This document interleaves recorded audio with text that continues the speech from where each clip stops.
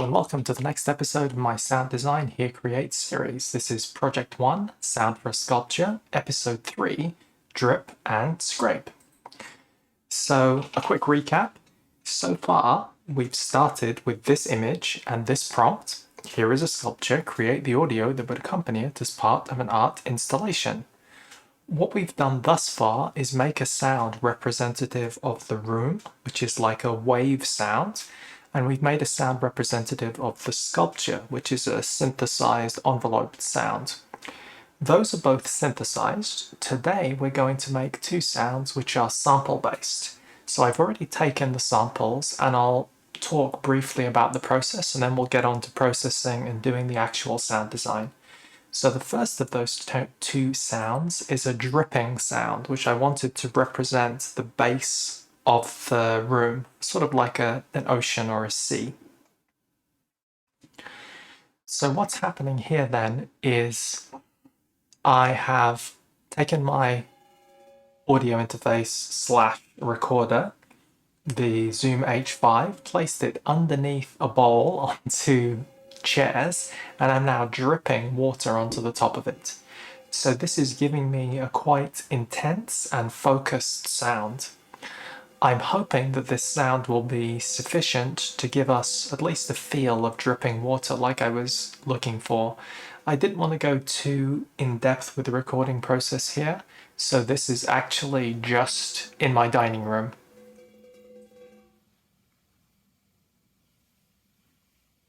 In general, you'll hear the sound soon. I think it worked reasonably well. It's a little more metallic than I wanted, so we're probably going to have to do slightly more processing than I had originally anticipated. But other than that, I think this will be a very usable sound from the get-go. So moving on to the other thing that I recorded, it was a scraping or grinding sound. I demonstrated this briefly in a previous episode where I simply used a pair of cups. So I decided to use exactly the same pair of cups and rub them together. Again, same microphone. This is in my living room in this case, with the same recorder sitting on a tripod and pointing at the cups. So hopefully you can hear that the timbre here is quite rough. It's my intention to not use this timbre as is. Firstly, it's a bit quiet. Secondly, it's a bit too grainy. So what I'm going to do is try and stretch it out using a sort of granular time stretch to convert it into something that's a little more textural. So there's going to be quite a lot of processing going here. Almost there. I think these sounds, I definitely could have been a little bit more inventive. I could have searched a little harder, but I wanted to go for something that would be very easy to achieve if you wanted to carry out the same process. Not that I'm expecting you to do exactly this, but my hope is that this acts as some form of inspiration. So, here are those sound files that I recorded. I've loaded them both into Audacity for some processing. What I'm going to do first is a little bit of noise reduction, and I'm going to do the noise reduction only on the dripping sound. That's the upper sound. So I'm going to switch to a view in decibels and not linear. I'm going to pick a chunk of what looks like silence, and then I'm going to do noise reduction, get noise profile, pick the whole lot, noise reduction, and click OK to actually remove the noise. Secondly, I'm just going to trim this, which is going to be removing this sound before, which is me moving around, this sound afterwards, which is also me moving around. So let's move back to the linear view. Nothing particularly loud here, so I think I'm going to do volume, normalization, independent on stereo channels. So in the setup I have, I can't actually hear this audio at all, so I'm going to just play it, but you should be able to hear it. So I'm expecting that this sounds quite loud compared to what you heard previously.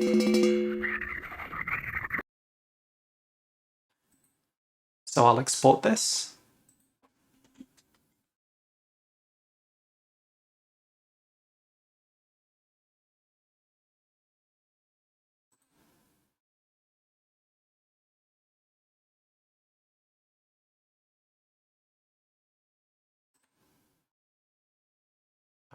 And now I'm going to move over to the other of these two recordings. Now, for this one, what I really wanted to do was to just select the small snippet of it, because I think there's too much audio in general here. So I'm going to pick this little snippet, and I'm going to just delete the rest. And this little snippet, I'm going to stretch out using pole stretch. So that's one of the pitch and tempo. Pole stretch is a granular time stretch algorithm that allows us to stretch things out tremendously long. I experimented with this a little bit, so I'm going to just use the values that I decided worked okay. So I'm going to stretch it to be 20 times as long as it was, and I'm going to have a 0.1 second grain size. I should then normalize this. So again, volume, normalization. Okay, so let me just play for a second. Again, I can't actually hear this, but I'm going to be processing this in Bitwig. What I wanted to do was to demonstrate a little bit of this pre-sound processing and preparation that we often do when working on this type of thing. So this one can be called grind. Okay, so now we're hopefully done with that. Let's move over to Bitwig. So, oh, something is not working correctly there. Okay, there we go. So now we're done with that. We can import the sounds into here. Once I have them imported, I'll be able to hear them as well, which will be much more convenient. So first things first, let me go and find them, and I will just drag them into the timeline. And additionally, what I'm going to do is, if I set these to raw, which means they'll play back at exactly the speed that they were recorded, that works quite well, but it would not allow me to use some of these onset features unless, so I have to leave it in stretch mode. So I'm setting the tempo of the sample to match the tempo of the project, and I just set them to 110 and they're actually at 60. So let's set that to 60. Let's set that to 60. Okay, so now I can drag these clips in to be approximately the correct length. And now I can listen to them. So let me solo this and play it.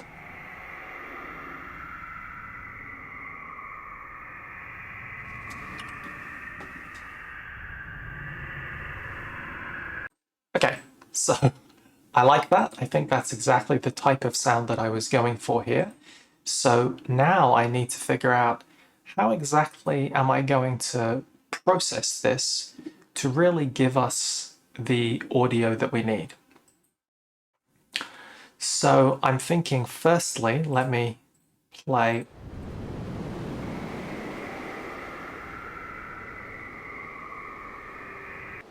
Firstly, I'm thinking it's a bit too broadband. So the resolution for that is just going to be to filter it down. So I'll grab myself a filter, set it to bandpass.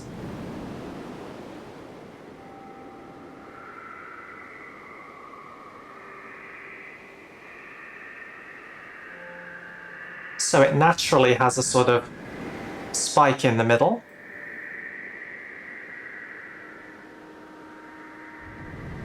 So there's a natural resonance that the cup itself has. So I've just focused in on that resonance first.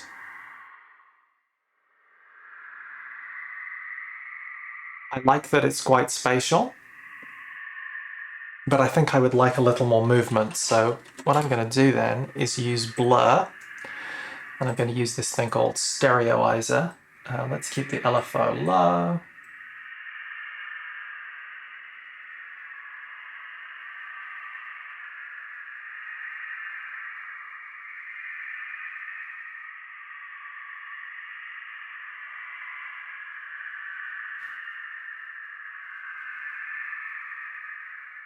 Because this is so noisy, that doesn't work that well. I'm going to put it before the filter, so that sort of fuzz that I've got coming, a type of aliasing you could say, is eliminated.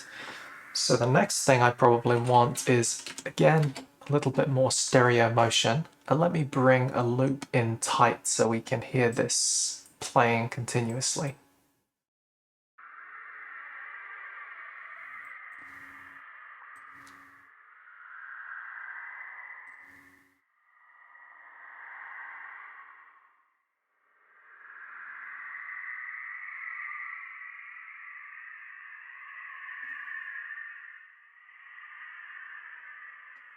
Okay, this is still quite in the foreground.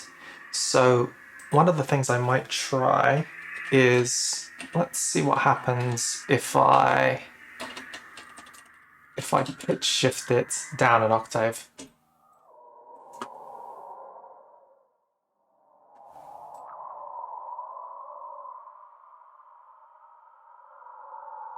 I'm going to try and place that before the band pass. And then I'm going to find that same band that I had before.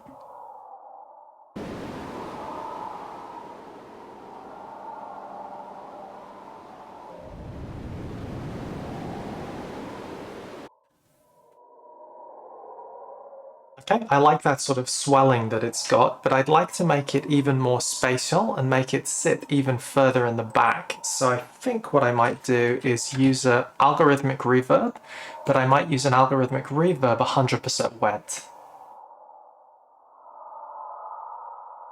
So I'm just bringing the frequency bands for the filter that the reverb in the feedback path uses. Let's make it very diffuse. Let's make it quite light.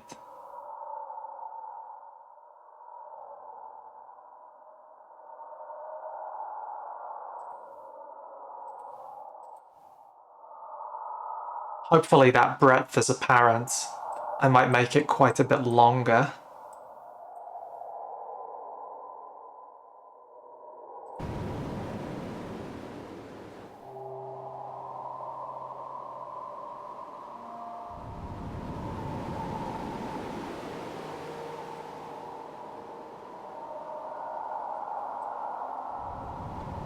So at the moment, all of these sounds are very present. They're very in your face, which is not actually what we want. But the final episode is going to be really bringing these together and doing some mix. So I'm going to do maybe a little EQ here.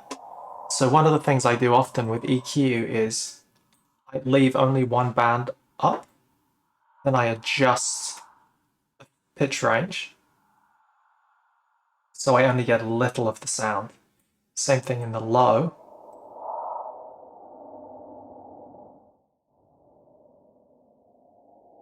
So I can either bring out more of that rumble here,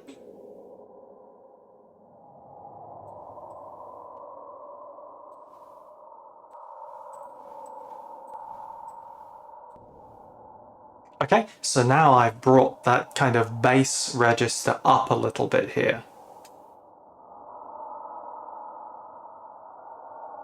Listen to it together.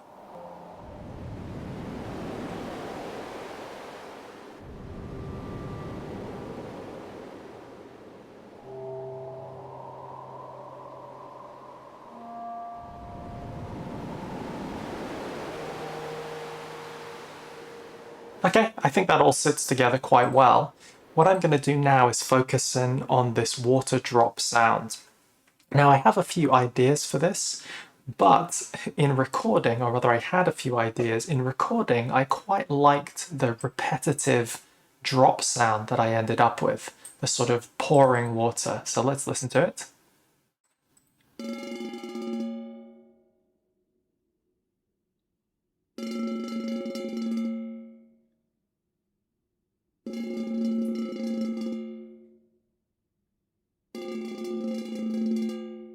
So what I'm tempted to do is to take just those fragments of sound, pull them wider in time, and then have them play in different stereo positions. So we'll see how that works for us. So first let's go to edit this. And what I really want is just to cut these things. So let me zoom in a bit. So I'm just going to insert some cuts. The cuts don't have to be really precise here because I want some degree of randomization in the end. So let me just cut those. And then these other fragments we don't really need for anything anymore. That one looks like a likely candidate, doesn't it? Let me listen to it. That one sounds fine too. So I'm going to also take that. So let me get the knife tool again. Cut that out. Pointer tool. And now I can remove this. I can remove this. And there we have a little collection of these things. So I think I have a number of ways that I could approach doing this. And I think what I'm really going to do is I'm just going to drag them individually to the timeline in a sort of randomized fashion. So let's add ourselves an audio track. Let's drop them in. Oops, I should have held Control when I did that because I want a copy of it. So let me duplicate this track a couple of times. So I'm going to have 3 different positions in the stereo spectrum, and I'm going to try and distribute these around. Maybe what I'll do is I'll do them in a sort of cyclic permutation.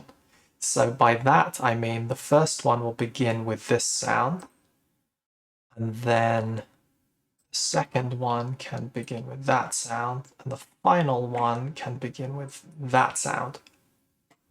And then I'm going to attempt to move through them in some sort of randomized order. So this one, they're going to be aligned with these bars, which I think is acceptable, at least based on what I was imagining here. So those are there, and then let's go for the third one. And then this one. Then this one.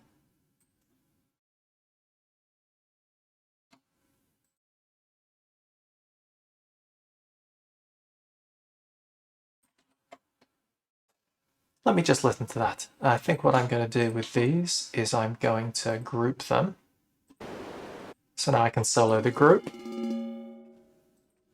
So my plan was panning. So let's pan this. If I pan it hard, it'll probably sound kind of over the top for our purposes. So I'm going to do them 50% and see how it sounds.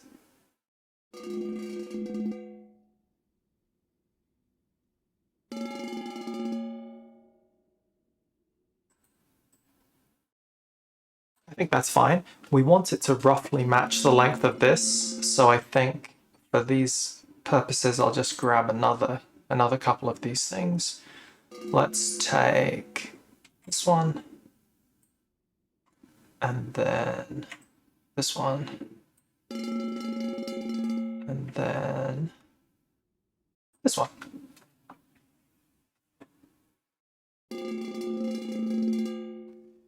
So I think the timing being regular is not problematic here, but I think at the moment the sound is too bright. In fact, I may pan it a little harder. Let's go for 75%, why not? So it's very clearly going to one side or other with one of the sounds in the middle.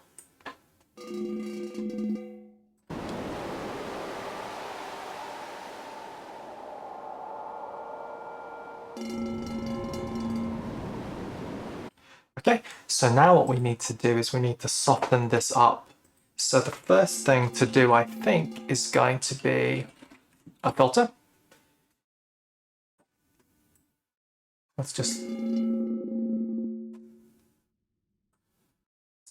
try a band pass maybe. Okay, so now that's really focused the sound in on a particular part of the spectrum, which I think is nice. Let's try a narrower band.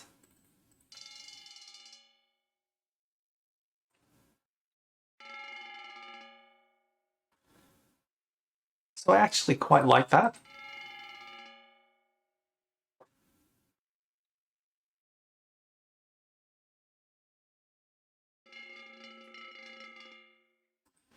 Okay, so I think that's a good starting point. We already have some stereo panning, but it may be interesting to insert, whoops, let's not insert a pan device, let's insert a tool. And then what we can do with this is we can insert some automation, like an LFO. Oops, where am I? LFO. And the LFO can be synchronized to, let's see, playback synchronized.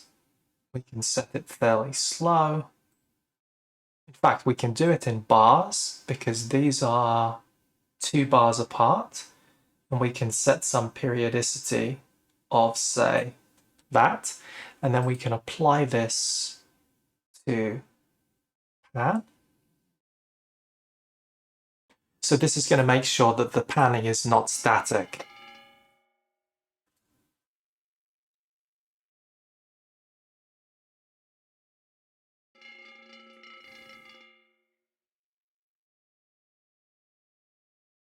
I'm tempted to also pull these a little bit out of sync with each other. So what I'm going to do really is I'm just going to grab them. I'm just going to slide them. I'm holding Shift here to make sure that the slid versions are not locked to time. And so I'm going to do the same thing here. So this is not going to be a sort of strictly repetitive pattern. It's going to be a pattern where it roughly does the same motion over and over, but not precisely. And I think that's going to be preferable for us here. Pull that one back. So you can hear now there's a longer delay. Let's get everything together.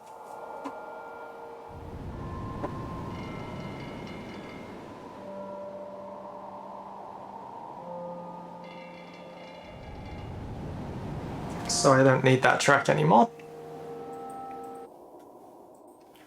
So this is now not quite the correct length. So let me pull that in. And what I'm going to do now is just use the stretch here. So I'm going to stretch this audio so it's the correct length.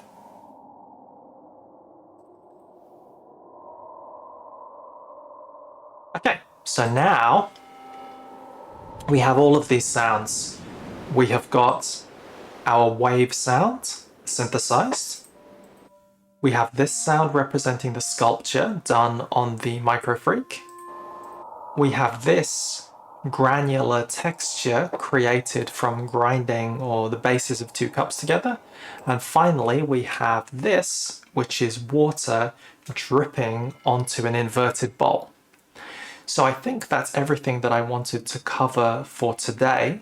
What we're going to do in the next episode is bring this back and we're going to do a real mix. So at the moment it's too strong. So we're going to try and make it fit with what we would actually want to hear in the room. And additionally, I've made a little video of going through the sculpture exhibit the same length as this. So when we do that mix, we're going to try and have the mix's volume and sort of orientation reflect the video. So when we listen to the 2 together, we get a feeling of what it might like to be to traverse this exhibit. So I think we've done quite a bit. All that remains to be said is I really appreciate you watching. I'd like to say thank you very much for being here, and goodbye.